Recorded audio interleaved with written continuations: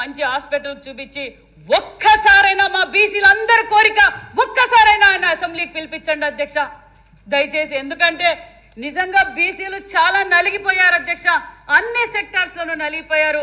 మరి అదేదో ట్రీట్మెంట్ కావాలంటే మన ముఖ్యమంత్రి గారే ఇస్తారు అధ్యక్ష. ఎందుకంటే ఆయన ఇందాకే చెప్పారు చాలా దయాగుణం కలిగిన వ్యక్తి మన మాన్యశ్రీ ముఖ్యమంత్రి చంద్రబాబు నాయుడు గారు. కాబట్టి ఖచ్చితంగా ఎలాగో చేస్తారు. కాబట్టి అది కూడా ఎందుకంటే నా ఒక్క కోరిక కాదు అధ్యక్ష, ఆంధ్రప్రదేశ్లో 50% ఉన్న బీసీలందరి కోరిక. ఈ విషయాన్ని కూడా మీకు తెలియజేస్తున్నాం అధ్యక్ష. మరి సార్ మరి ఈరోజు మన బీసీల పక్షపాతి, మహిళా పక్షపాతి మాన్యశ్రీ ముఖ్యమంత్రి చంద్రబాబు నాయుడు గారు అని చెప్పాలి అధ్యక్ష. గత 5 సంవత్సరాల్లో బీసీలు ఒక పక్క, మహిళలు ఒక పక్క ఏ విధంగా అవమానపడామో మనం అందరం చూసాం. ఈ దేవాలయం లాంటి అసెంబ్లీలోనే అందరికీ స్ఫూర్తిదాత, అందరికీ సేవ అంటే భువనమ్మ కనిపిస్తారు, వ్యాపారం అంటే భువనమ్మ గారు కనిపిస్తారు. మరి వైద్య సేవ కావచ్చు, విద్యా సేవ కావచ్చు, వ్యాపార సేవ కావచ్చు, మానవతా మూర్తిని ఎంత అసభ్యకరంగా మాట్లాడారో మీరు చూశారు అధ్యక్ష. అంతేకాదు అమరావతి రైతులు ఏ విధంగా మహిళలు పోరాటం చేస్తుంటే ఆ రోజు మహిళలపై ఏ విధంగా మాట్లాడారో తెలుసు. సోషల్ మీడియాలో ఏ విధంగా అవమానంగా మాట్లాడారో తెలుసు. ఆయనకి మహిళలంటే గౌరవం లేదు అధ్యక్ష. ఎందుకంటే తల్లిని చెల్లిని ఎంత అవమానంగా సోషల్ మీడియాలో తానే పోస్ట్ చేయించాడంటే ఇంక ఎంత మాత్రం మహిళలపై ప్రేమ ఉంటుందో మనం అందరం చూసాం అధ్యక్ష.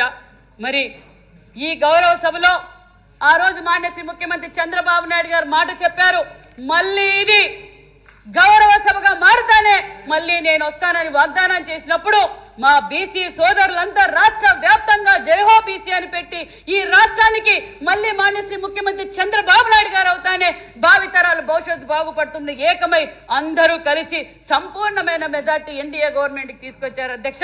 అదే నమ్మకంతో, ఏ నమ్మకంతో అయితే బీసీలు ఓటేశారో ఆ నమ్మకాన్ని నిలబెట్టుకున్న ప్రభుత్వం మన ఎన్డీఏ ప్రభుత్వం అని కూడా తెలియజేస్తున్నారు అధ్యక్ష.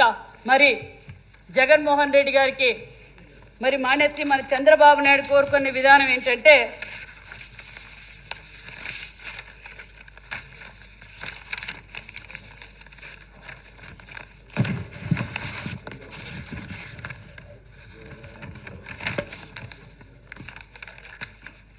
జగన్మోహన్ రెడ్డి కోరుకునేదేమో ఫిష్ ఇమ్మంటాడు అధ్యక్ష. మరి మాన్యశ్రీ ముఖ్యమంత్రి చంద్రబాబు నాయుడు గారు ఏమంటారంటే don't give a fish but teach how to catch fish. Chandrababu Naidu కోరుకునేది చేప ఎలా పట్టుకోవాలి అనే విధానాన్ని నేర్పితే వారి కుటుంబం బాగుపడుతుంది, భావి తరాలు బాగుపడతారు, వాళ్ళ బిడ్డలు విద్యావంతులు అవుతారని కోరుకునే విజనరీ లీడర్ మాన్యశ్రీ ముఖ్యమంత్రి చంద్రబాబు నాయుడు గారు అన్న విషయాన్ని మరొక్కసారి మీకు తెలియజేస్తూ మరి ఈ అతి తక్కువ కాలంలో బీసీలకు పెద్దపీట వేసిన ప్రభుత్వం ఎన్డీఏ ప్రభుత్వం అనే విషయాన్ని కూడా మీకు తెలియజేస్తున్నాం అధ్యక్ష. గత 8 నెలల్లోనే మనం స్వర్ణకారులకు ప్రత్యేకత కార్పొరేషన్ ఏర్పాటు చేస్తామన్నాం. జీవో నంబరు 28/25/10/2024 మొత్తం స్వర్ణకారులకు కార్పొరేషన్ కూడా ఏర్పాటు చేసాం అధ్యక్ష. అదేవిధంగా 57 కార్పొరేషన్లో గ్రూప్ ఏకి 18, బి గ్రూప్కి 17, డి గ్రూప్కి 20, ఈ గ్రూప్కి 2 ఉన్నాయి.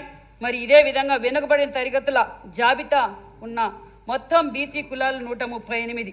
మరి ఏదైతే మనం ఎన్నికల సమయంలో మాట చెప్పామో అధ్యక్ష, చట్టసభల్లో బీసీలకు 33% రిజర్వేషన్ కల్పించేందుకు అసెంబ్లీలో తీర్మానం చేసి కేంద్రానికి పంపించామన్న విషయం కూడా మీకు తెలియజేస్తున్నాం అధ్యక్ష.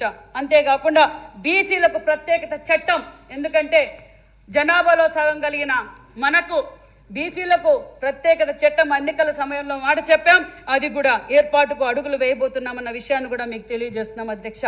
నామినేటెడ్ పోస్టులకు బీసీలకు 34% రిజర్వేషన్లు కల్పించడానికి చర్యలు తీసుకోవడమైనది అధ్యక్ష. అంతేకాకుండా ఇది బీసీలకు పెద్దపీట వేసిందని ఆ ప్రభుత్వం మరొక నిదర్శనం అధ్యక్ష. మరి స్పీకర్ గారు బీసీ అయ్యన్న పాత్రుడు గారు అధ్యక్ష, మరి రాష్ట్ర అధ్యక్షులు శ్రీనివాస్ గారు బీసీ అధ్యక్ష, 8 మంది ముఖ్య శాఖలకు మంత్రులు బీసీల అధ్యక్ష. మరి సిఎస్ బీసీ అధ్యక్ష. అదే విధంగా మరి మన శ్యామలరావు గారు బీసీ అధ్యక్ష. మరి అన్ని రంగాల్లోనూ 32 మంది ఎమ్మెల్సీలు కూడా అధ్యక్ష. మరొక్కసారి మరి నిన్న మొన్న గారి జగన్మోహన్ రెడ్డి గారికి బెంగళూరులో ఉండే ఆయనకి ఏమర్థం అవుతుంది అధ్యక్ష? బీసీల గురించి, బడుగు బడిగిన వర్గాల గురించి. ఉన్న 3 కూడా బడుగు బడుగున వర్గాలకే కేటాయించిన ప్రభుత్వం ఎన్డీఏ ప్రభుత్వం అనే విషయాన్ని కూడా మీకు తెలియజేస్తున్నాం అధ్యక్ష. మరి ఇది బీసీల ప్రభుత్వం, ఇది ఒక మంచి ప్రభుత్వం. మాన్యశ్రీ ముఖ్యమంత్రి చంద్రబాబు నాయుడు గారి ఏ నమ్మకంతో అయితే బీసీలు ఓటేశారో ఆ నమ్మకాన్ని మేము నిలబెట్టుకోబోతున్నాం అన్న విషయాన్ని కూడా మీకు తెలియజేస్తున్నాం అధ్యక్ష.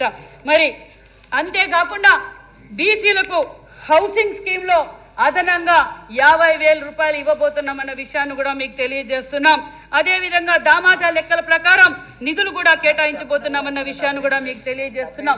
ఏదైతే మన యువగలం అధినేత నారా లోకేష్ గారు 20 లక్షల ఉద్యోగాలు ఇస్తామన్నారో మరి 20 లక్షల ఉద్యోగాలు ఇస్తున్నాం కాబట్టి ఎక్కువగా లబ్ధి పొందేది కూడా మా బడుగు బడిగిన వర్గాలే అనే విషయాన్ని కూడా మీకు తెలియజేస్తున్నాం అధ్యక్ష.